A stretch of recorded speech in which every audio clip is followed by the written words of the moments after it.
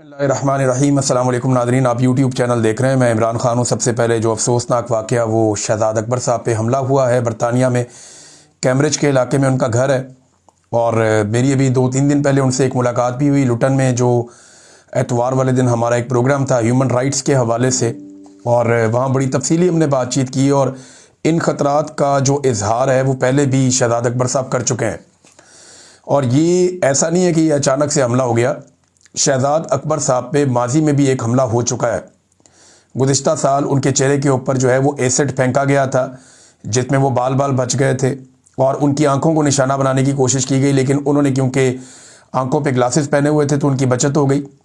इसका भी मुकदमा दर्ज है, यहाँ पे इंक्वायरी हो रही है। आज तक बंदों का कुछ पता नहीं चला। और ये जो वाक़या है, पहले आपको थोड़ा सा वाक़या मैं बता देता हूँ। मेरी शहजाद अकबर साहब से बात हुई, वो ये बताते हैं कि सुबह 8:07 या 8 पे वो अपने घर में मौजूद थे, और क्योंकि यहाँ छुट्टियाँ चल रही हैं बरतानिया में क्रिसमस की, बच्चे भी घर में थे, फैमिली घर पे थी, तो जो दरवाज़ा है वो डोरबेल बजती है, और शहजाद अकबर साहब खुद दरवाज़ा खोलने के लिए गए। अब क्योंकि नींद में थे, उन्हें आइडिया नहीं हुआ, वरना वो देखभाल के दरवाज़ा खोल देते। इतनी सुबह कौन आया, बिल्कुल आप एक्सपेक्ट नहीं कर सक रहे होते। एक मरतबा पहले भी उन पर अटैक हुआ है, तो उन्हें थोड़ा विजिलेंट रहना पड़ेगा शहजाद अकबर साहब को।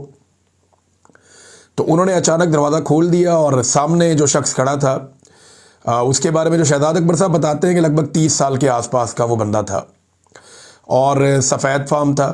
उसका जो बोलने का एक्सेंट था, उससे लगता है कि जैसे वो बरतानिया का ही रहने वाला, कोई यूरोपियन बंदा नहीं लगता। नॉर्मली अटैक के लिए जो बंदे हायर किए जाते हैं वो ये यूरोप साइड से आ जाते हैं, या ईस्टर्न यूरोप से आ जाते हैं, दीगर ममालिक से वो बंदे आ जाते हैं, वो आकर अटैक करते हैं, और अटैक करके क्योंकि सयाफाम लोगों को भी हायर किया जाता है, बाज़ औक़ात वो हमला करते हैं और भाग जाते हैं।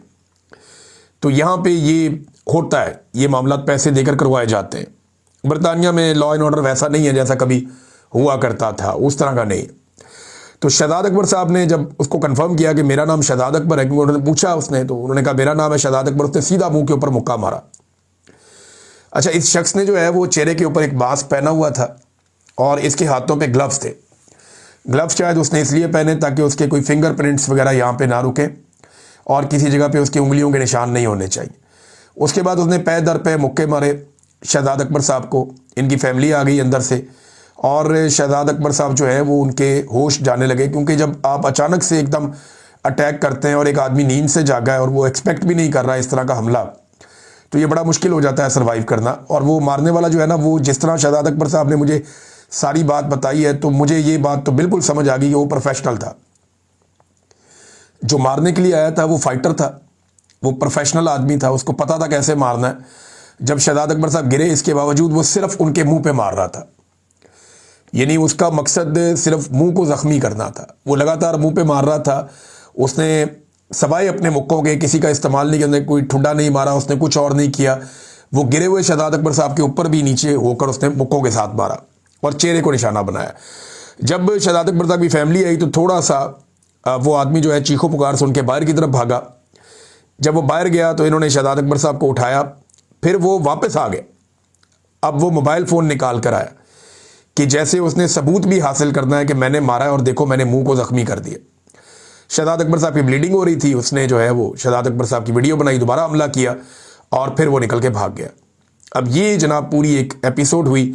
उसके बाद कॉल किया गया एम्बुलेंस को, बच्चे सहम गए, फैमिली जो है वो बहुत हरासा हुई इस वाक़े के बाद। फिर पहले जो है वो एम्बुलेंस को कॉल की जाती है, पुलिस आ जाती है, मेडिकल ट्रीटमेंट किया जाता है। शहजाद अकबर साहब को जो है वो पुलिस अपने पास रखती है ऑब्जर्वेशन में, और डॉक्टर भी उनका ट्रीटमेंट करते हैं। फिर शहजाद अकबर साहब का स्टेटमेंट भी लिया जाता है, और इस बीच में जो फॉरेंसिक वाले हैं या पुलिस के और दीगर इदारे हैं वो वहाँ पे आके पूरा एक एक चप्पा चेक करते हैं, एक एक जगह को देखते हैं। वो अपनी इन्वेस्टिगेशंस करते हैं, जहाँ जहाँ पे सीसीटीवी कैमराज और फुटेजेस वगैरह मौजूद हैं, वो ये सारी चीज़ें इकट्ठी करते हैं। अब ये दूसरी मरतबा अफसोसनाक वाक़या पेश आया शहजाद अकबर साहब के साथ। इससे पहले भी पॉलिटिशियंस के ऊपर बरतानिया में हमले हो चुके हैं। शहजाद अकबर साहब कोई एक आम पाकिस्तानी या एक ऐसा आम ओवरसीज़ नहीं है, ये साबिक वफाकी वज़ीर है, पाकिस्तान में रहे, और इन्होंने बड़ी अहम वजारत के अंदर ड्यूटी की है। यानी ये एक यूनिट था पाकिस्तान में जो रिकवरी करता था, जो लूट मार का पैसा है उसकी रिकवरी का काम करता था, तो उसमें शहजाद अकबर साहब उसको हेड करते थे। अब ऐसी सूरत हाल में इनकी जान तो खतरे में है। बरतानिया ने इनसे पहले भी कहा था, बरतानिया की जो एजेंसीज हैं, जो पुलिस है, उन्होंने शहजाद अकबर साहब को मेरी इत्तला के मुताबिक ये कहा था कि आप यहाँ पे असाइलम ले लें, लेकिन शहजाद अकबर साहब ने असाइलम लेने से इनकार कर दिया। वो आज भी एक पाकिस्तानी शहरी की हैसियत से बरतानिया में रहते हैं और यहाँ पे वो अपनी ज़िंदगी अपने बच्चों के साथ गुजार रहे हैं अपनी जान बचाने के लिए। अब इसका थोड़ा बैकग्राउंड देख लेंगे। कुछ अर्सा पहले DGISPR ने एक प्रेस कॉन्फ्रेंस की, उसमें वीडियोज़ चलाई गई हम लोगों की, सबकी वीडियोस चली, लेकिन शहजाद अकबर साहब की वीडियो पे स्पेसिफिकली DGISPR ने कहा कि हटाओ, मैं नहीं देखना चाहता। तो शहजाद अकबर साहब के चेहरे से उन्होंने नफरत का इजहार किया और फिर उनके चेहरे पर ही अटैक किया गया 24 तारीख की सुबह 8 बजे के बाद। मोहसिन नकवी साहब ये जनाब शहजाद अकबर साहब के हवाले से 18 नवंबर को एक प्रेस कॉन्फ्रेंस करते हैं, ना सिर्फ शहजाद अकबर बल्कि बाकी सब लोगों को भी इसमें रगेड़ते हैं। उसके बाद एक प्रेस कॉन्फ्रेंस करते हैं नवंबर में, फिर ये 4 दिसंबर को जैन मेरियट से मुलाकात करते हैं जो बरतानिया की सफ़ीर है, और ख़बरें लगवाई जाती है कि शहजाद अकबर और दीगर लोगों को हमारे हवाले किया जाए। इसमें एक आदिल राजा साहब भी हैं और दीगर लोग भी हैं। फिर मेरा और साबिर शाकिर साहब का नाम आता है बार बार खबरों में कि इनको भी जनाब पकड़ के ले जाएंगे। मुझे कई लोगों ने इस बारे में रब्ता किया, तो मैंने कहा जब पकड़ेंगे तो आपको मौक़िफ़ भी देंगे जब कोई ऐसी चीज़ होगी। फिर हमें टेलीफोन कॉल्स आना शुरू हो जाती हैं, ये मुझे भी आई हैं, साबिर शाकिर साहब को भी आई है, शहजाद अकबर साहब को भी गालिबन ज़रूर बताया गया होगा। मुझे वो फ़िक्रमंद दिखाई दे रहे थे, लेकिन कोई स्पेसिफिक इन्फॉर्मेशन उन्होंने मेरे साथ पहले शेयर नहीं की थी। हाँ, वो ये ज़रूर कहते हैं कि उन्हें इस बात का ख़तरा मौजूद है कि उनके ऊपर बार बार हमला किया जा सकता है। हमें बाकायदा ये बताया गया कि आपको केयरफुल रहना होगा, आपके ऊपर अटैक हो सकता है। अभी जो 2 दिन पहले हमने एक प्रोग्राम किया था, उस प्रोग्राम में भी जब हम पहुँचे तो हमें ये इत्तला मिली कि वहाँ पर कुछ ऐसे लोग पहुँचाए गए हैं जो आपके ऊपर या तो अटैक कर सकते हैं या कोई हालात को ख़राब कर सकते हैं। लिहाजा हमें मौका नहीं मिला लोगों से ज़्यादा मिलने का, और हमने अपना पूरा प्लान तब्दील किया था, और उसके बाद फिर ज़्यादा लोगों से मिले बगैर अपना प्रोग्राम मुकम्मल करके हम चंद लोगों से मिले, और फिर हमें वहाँ से जो इंतज़ामिया है उन्होंने कहा जी आप निकले यहाँ से फ़ौरन। हमें फिर वहाँ से निकलना पड़ा। अब ये बरतानवी हुकूमत को देखना होगा कि एक साबिक फेडरल मिनिस्टर है, कैबिनेट का मेंबर है और एक इम्पॉर्टेंट आदमी है, पाकिस्तान से उसका ताल्लुक है। बरतानिया में उसके ऊपर 2 मरतबा हमला हो चुका है। इस हमले के पीछे कौन लोग हैं? इस शख्स के बारे में एक और चीज़ उन्होंने कंफर्म की कि चेहरे के ऊपर उसने मास्क पहना हुआ था, यानी वो अपनी शनाख्त को छुपाना चाहता था। ये एक इंतहाई अफसोसनाक वाक़या है, और ये वाक़या बता रहा है कि किस तरीके से मुखालिफ आवाज़ों को कुचलने का रुझान बढ़ता चला जा रहा है, और ये बढ़ते बढ़ते पाकिस्तान से बाहर भी चला गया। कीनिया में पाकिस्तान के एक बड़े नामवर सहाफ़ी अरशद शरीफ, उन्हें शहीद भी कर दिया गया था। और लगातार जो लोग आज भी पाकिस्तान की रियासती इदारों के हवाले से खबरें दे रहे हैं या ये बता रहे हैं कि वो ज़्यादती कर रहे हैं, वो सियासत में मुदाखलत कर रहे हैं, और पाकिस्तान के हवाले से जो लोग इमरान खान के मौक़िफ़ को सुनवा रहे हैं, वो लगातार ख़तरे में है, और ये ख़तरा ख़त्म नहीं हो रहा। ये नाज़रीन खबर है, मैंने आप तक पहुँचा दी है, और ये बात आप अपने जहन में रखिएगा कि ऐसी चीज़ें खौफज़दा नहीं कर सकती। ना तो शहजाद अकबर खौफज़दा है, ना इससे पहले कभी कोई और खौफज़दा हुआ। ये जो मर्जी कर लें, ये काम तो होता रहेगा, ये सिलसिला रुकेगा नहीं। जब हमने ये काम शुरू किया ना, हमें इस बात का आइडिया था कि इसके नताइज क्या हो सकते हैं। पहले दिन ही पता था कि इसके नताइज क्या हो सकते हैं, और वो नताइज भुगतते भुगतते हम ये काम करते रहे। तो हमें आइडिया है कि आगे क्या हो सकता है, मैक्सिमम क्या हो सकता है, और जो हम कर सकते हैं वो हम करते रहेंगे। हमारा काम है आवाज़ उठाना, बोलना, और जमहूरियत के लिए, पाकिस्तान में आज़ादी इज़हार राय के लिए, इंसानी हुकूक के लिए, मैंडेट के एहतराम के लिए, रूल ऑफ लॉ के लिए हम आवाज़ उठाते रहे हैं, हम आवाज़ उठाते रहेंगे। नाज़रीन, एक और जो अहम खबर है पाकिस्तान से, जब वज़ीर आज़म ने कहा कि जी आप मुज़ाकरात करने हमारे साथ आकर, तो इस पर पाकिस्तान तहरीक इंसाफ ने एक बड़ा स्मार्ट मूव खेला है। अब समझ आई कि इमरान खान साहब ने यह काम क्यों किया था। उन्होंने कहा जी कि आप जाने और तहरीक तहफ़्फ़ुज़ आईन पाकिस्तान जाने। इमरान खान साहब ने ये मैंडेट के मुज़ाकरात करने हैं या नहीं करने, मामला किधर जाना है, ये इमरान खान साहब ने दिया हुआ है तहरीक तहफ़्फ़ुज़ आईन पाकिस्तान के लोगों को। पीटीआई ने कोई मुज़ाकरात नहीं करने, हमारी तरफ से सुरख झंडी है।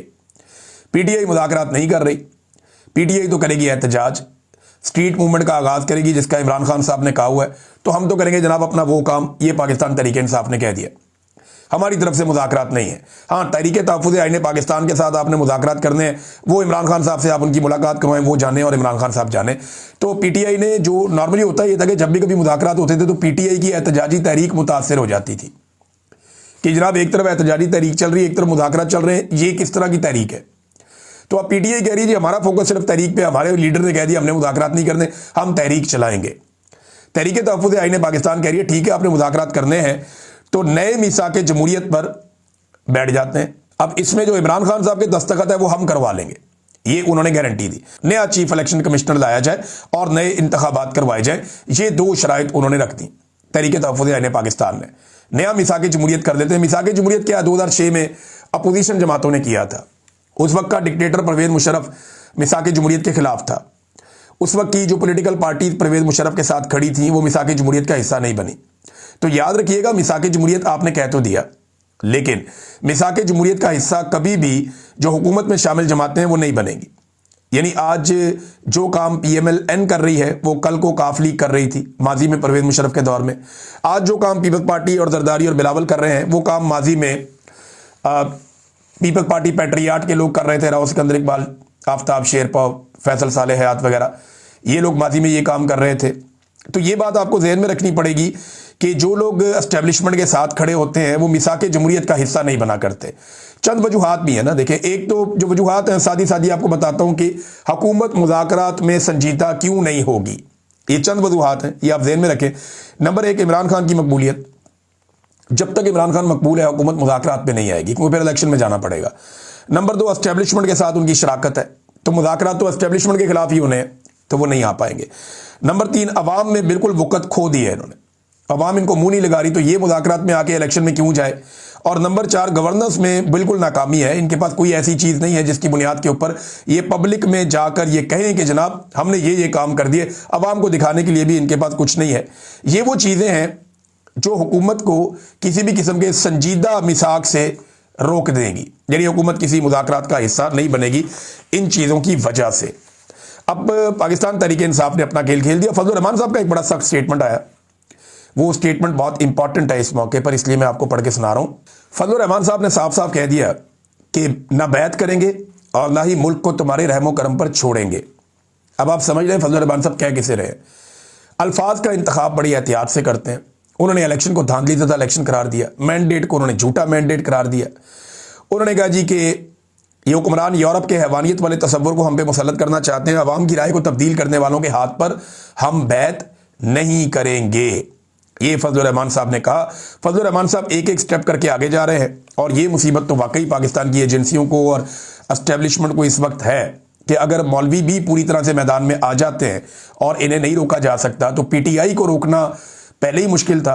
इनके साथ अगर मजहबी तबका भी खड़ा हो जाता है तो एक नई मुसीबत पाकिस्तान की एस्टेब्लिशमेंट के लिए बन जाएगी, क्योंकि मईशत इनसे संभल नहीं रही, काम इनसे हो नहीं रहा और महंगाई को ये कंट्रोल कर नहीं पा रहे, तो अवाम किसी भी नुक्ते से इनसे खुश नहीं है, तो ये तहरीक बहुत ज़्यादा जान पकड़ जाएगी। नादरीन, आसिम मुनीर साहब ने एक स्टेटमेंट दिया और वो स्टेटमेंट ये है कि कौम और फौज में तफरीक पैदा नहीं करने दी जाएगी। मैं एक सिंपल बात करना चाहता हूँ कि देखिए, ये कौम और फौज में तफरीक पैदा कैसे होती है। क्या कोई आदमी पाकिस्तान की फौज और पाकिस्तान की कौम में तफरीक पैदा कर सकता है? कोई भी नहीं कर सकता। बड़े लोगों ने ये कोशिश की, सारे लोग ये नाकाम हो गए। ये तफरीक जब भी पैदा होती है पाकिस्तान की मिलिट्री एस्टेब्लिशमेंट की वजह से पैदा होती है। ये चंद चीज़ें मैं आपके सामने रखता हूँ। नंबर 1, सियासत में मुदाखलत से कौम नाराज़ होती है। नंबर 2, हलफ की जब आप खिलाफ वर्जी करते हैं तो कौम नाराज़ होती है। नंबर 3, जबरी गुमशुदगियों की वजह से कौम नाराज़ होती है। नंबर 4, बगैर मनसूबाबंदी के और अवामी हमायत के बार बार के मिलिट्री ऑपरेशन से कौम नाराज़ होती है। नंबर 5, मैंडेट की चोरी से कौम नाराज़ होती है। नंबर 6, सबसे मकबूल अवामी रहनुमा को जेल में रखने से कौम नाराज़ होती है। नंबर 7 ये भी है कि जब दिफा का काम छोड़ के बाकी काम किए जाते हैं, बाकी कारोबार किए जाते हैं, तो कौम को वो चीज़ें पसंद नहीं आती, लोग नाराज़ होते हैं, थोड़ा थोड़ा उनमें रिएक्शन पैदा होता है। ये वो चीज़ें हैं अगर जिन्हें बंद कर दिया जाए तो कौम और फौज के बीच में कोई नाराज़गी किसी किस्म की नहीं होगी। इसका तजर्बा करके देखा जा सकता है। नादरीन, कायदे आज़म मोहम्मद अली जिन्ना का यौम पैदाइश है, इस हवाले से सारे पाकिस्तानियों को मुबारकबाद। और आज जो क्रिश्चियन बरादरी है, मसीही बरादरी, वो क्रिसमस का त्यौहार भी मना रहे हैं, उनको भी त्यौहार मुबारक। तो कायदे आज़म मोहम्मद अली जिन्ना के हवाले से ये अफवाज पाकिस्तान की जानिब से एक स्टेटमेंट जारी किया गया है। स्टेटमेंट है कि कायदे आज़म की मिसाली क़यादत और साबित कदमी चैलेंजेस से निमटने में रहनुमाई फराहम करती है। देखिए, कायदे आज़म की जो रहनुमाई है अगर वो अफवाज पाकिस्तान ने लेनी है तो कायदे-आज़म ने कैटेगोरिकली एक चीज़ से मना किया था कि आपने पॉलिसी नहीं बनानी। स्टेटमेंट तो जारी कर दिया कायदे-आज़म के यौम पैदाइश पे, लेकिन कायदे-आज़म के फरमान को हम भूल गए। कायदे-आज़म ने फरमाया था कि मुसल्लह अफवाज जो है वो किसी सूरत भी पॉलिसी नहीं बनाएगी, बल्कि जो अवाम के मुंतखब नुमाइंदे जिनको अवाम मैंडेट देगी वो पॉलिसी बनाएंगे और अफवाज का काम उसके ऊपर अमल दरामद है। लेकिन क्या पाकिस्तान में ऐसा हुआ? बदकिस्मती से नहीं हुआ। इसराइल और फ़लस्तीन पे जो कायदे-आज़म का मौक़िफ़ था, आज पाकिस्तान की एस्टेब्लिशमेंट का मौक़िफ़ उससे बिल्कुल मुख्तलिफ है। फिर कायदे-आज़म की बहन के साथ एक डिक्टेटर ने क्या कुछ नहीं किया, आज तक जो है उसके ऊपर माफ़ी नहीं मांगी गई। तो ये इसके ऊपर थोड़ा सा गौर करें। कायदे-आज़म की अगली यौम पैदाइश तक ये हौसला पैदा करे पाकिस्तान की एस्टेब्लिशमेंट कि वो माफ़ी मांगे जो फातिमा जिन्ना साहिबा के साथ किया गया और जो कायदे-आज़म के फरमुदात के साथ किया गया। नाज़रीन, एक और ख़बर है, और ये खबर जनाब BBC के ऊपर भी छपी है, मुख्तलिफ जगहों पे आई है। ख़बर ये है कि अक़वाम मुत्तहिदा की खसूसी नुमाइंदा हैं जिनका नाम है डॉक्टर एलिस जिल।